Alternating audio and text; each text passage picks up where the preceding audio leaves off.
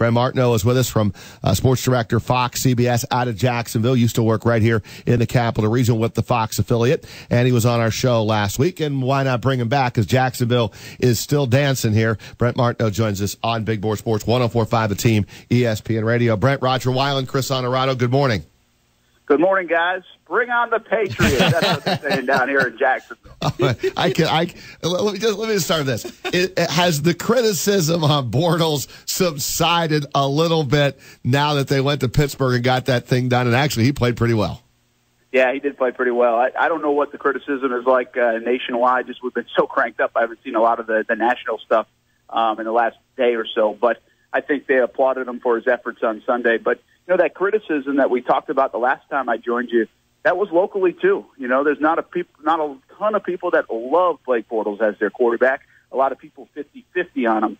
And I did a show last night out at a live location with a couple of players, and there were chants of MVP for Bortles. Now that's going over the top, but you could at least it gives you an idea of, well, you can fall in love with a guy pretty quickly when he goes 2-0 in the postseason and hasn't turned the football over. I thought Blake played a terrific game against the Steelers. Now you covered Jacksonville, but I'll ask you this question: Were you even when you covered Jacksonville, a lot of respect for their defense and all that, were you surprised that they were able to get that W in Pittsburgh? I was a little surprised, I'll be honest. I went most of the week and didn't have a great feeling about that game. I thought it would be close. I never predicted it would be 45-42 in a shootout. I thought it would be more like 27-24. I thought the offense would play better than people gave them credit for the last couple of weeks, because they did not try to do too much in the final regular season game against Tennessee or against Buffalo. They were just trying not to have the critical mistake, because those offenses aren't very dynamic, and I just didn't think they thought they beat them or outscore them. So I was a little surprised, though. I picked most of the week. I was like, I think Pittsburgh's going to win this thing because of the intangibles of playing in mid-January and playing up there. But, boy, hats off to Jacksonville. I finally picked them on Sunday morning, but I'll be honest with you, I homered up on that one. I just still didn't have a good feeling. Brent, if you don't live in New England, you're rooting for the Jaguars on Sunday. I don't think there's any doubt about that. Most of America will be on Jacksonville. Paint us the scenario and the game plan in which the Jaguars find a way to go to Foxborough on Sunday and win. Oof, it's a good one. You're right, though. I think that they could win over a lot of fans in the entire country this week if they were able to knock them off. It all starts with the defense, and everybody's going to talk about this defense against Brady, just like they did the offense of Pittsburgh last week against this defense. But I actually think it's about the offense. The offense controls the tempo of the game for the Jags. You saw that first drive, what they were able to do. There was a lot of debate last week, even internally in our sports office. Okay, if you win the toss, do you take the ball or do you defer? Do you put Ben and this offense out on the field first? And because that's what they usually will do. Or do you try to grab the offense and go after it and be aggressive? Well, it turned out the Steelers won the toss. They deferred. And that drive at the beginning of the game gave this team a ton of confidence. So I think it's about the offense controlling the tempo a little bit, controlling the line of scrimmage, which you can do against the Patriots. So I think they'll have to do that. Leonard Fournette will have to play big. Blake Bortles will have to complete third down plays like he did last week. They were 8 for 12 on third downs. And then this defense has to be good enough. And what is good enough? Can you keep the Patriots to 20 points? Well, the L.A. Chargers kept them to 21. A couple of teams, Miami, kept them, I think, to 20. So you can do it. I'll give you an interesting stat, guys. This offense of the Jacksonville Jaguars has scored more points per game since December 1st than the New England Patriots. So I think it's an underrated part of the football team. I think it comes back to the offense more than the defense. So you put that out on Twitter last night, Brent. That is a terrific stat that, surprisingly, the Jags' offense has been better, you could argue, than the Patriots. Brent, I got a question. And I don't think it would be.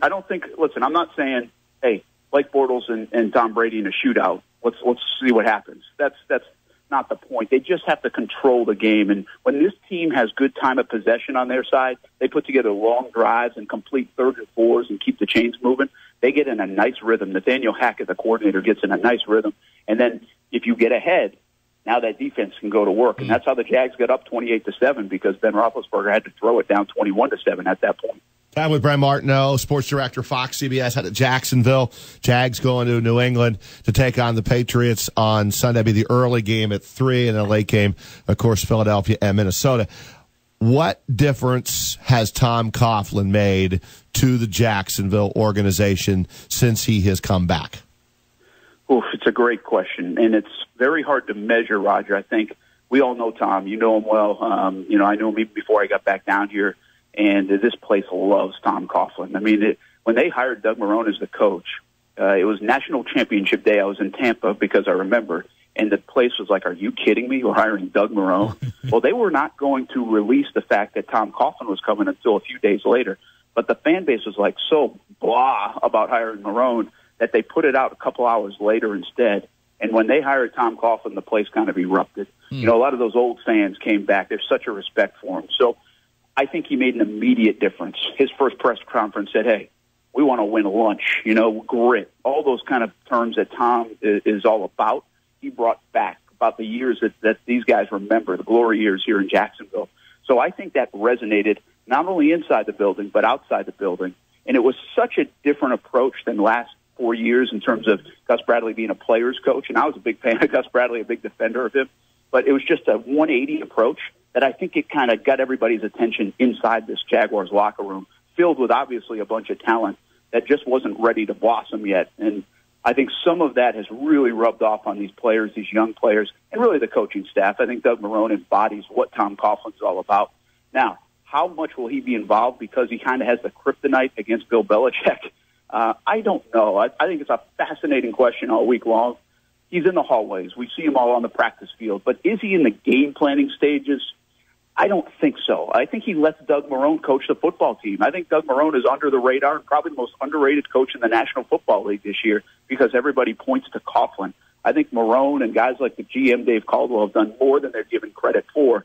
But I think you also have to give one heck of a nod to Tom Coughlin just because of his presence. And I think his presence will be felt this week going into this game. It feels like there is a real belief with Coughlin and Marrone and the way they're running the show that they can go into Pittsburgh and win. And now, you know what? You're going to down them again, and they're going to New England. It seems like New England's a step up, obviously, with Brady. But I guess we shouldn't discount Jacksonville, especially what they can do defensively to disrupt you. Yeah, and I don't like to get caught up in the moment. Like now you'd love to say, hey, yeah, the Jags can go up there and win. You feel the city's unbelievable. I mean, it's coming to life. It's incredible. I've been here a decade. I've been waiting for this to happen. And you guys know what it's like when something like that happens. And the TV ratings are off the charts. I mean, everybody's doing Jag stuff. You can't find Jags gear anywhere. So you'll want to pick them. But I like to go back to a couple of weeks earlier. And my thinking was, guys, that if they could get past Pittsburgh, I actually think New England, in a weird way, if you kind of take Tom Brady out of this all-world equation, is a better matchup. I think there's a lot of good matchups for the Jags, and then you say, oh, but they do have the greatest quarterback of all time, and he can mitigate all those good matchups. So I think this is a better matchup game than the Pittsburgh Steelers. That doesn't mean I feel like they're going to go in there and win by 10 points or 20 points. I just think Tom Brady is that good. So is this team disciplined enough? Can they play fast enough? Can they get some internal pressure on Tom Brady early in that game to get him moving his feet like the Broncos did over the years, like the Seattle Seahawks did over the years, like the Giants have done over the years? Can they do that? If they do that, they have a very good chance to go up and win. And I spent some time with some players yesterday. They are so confident right now in this football team that I think they feel like they can do it. If you want great access all championship week long, maybe even into the Super Bowl, follow Brent on Twitter at BrentASJax. That's Jax. Brent, before the season started, I picked the Texans to represent the AFC because for many of those reasons you just outlined, I thought they presented the greatest opposition to New England. Saw it in the playoffs last year. There just wasn't competent quarterback play, and now it sounds like Jacksonville fits that mold too. As long as Bortles is good enough, they have all the other components to make life difficult. Like I said, most of America is going to be rooting for Jacksonville, Raj, on Sunday. Oh, yeah, no doubt about it. Listen, I hope it's a close game. I hope Jacksonville goes in there and puts up a fight, and I really think they will. Brent, I know you'll be in the house. Have fun with this one. I'm sure you have an easy week because it's all Jacksonville all the time on every show, right? Absolutely. We're going up on Thursday, actually. We'll be up in Foxborough and kind of going back home for me. Now, I didn't grow up a Patriots fan. I will say that. But that's because the Patriots were so dang bad when I grew up, they were blacked out on TV. And now look the last 15 years, right? Oh, no doubt. Hey, Brent, keep up the great work. Thanks for a few minutes here in Albany. All right, tell everybody, hey, in Albany. Thanks, guys. You Thanks, got it. Brent. Thank you, Brent.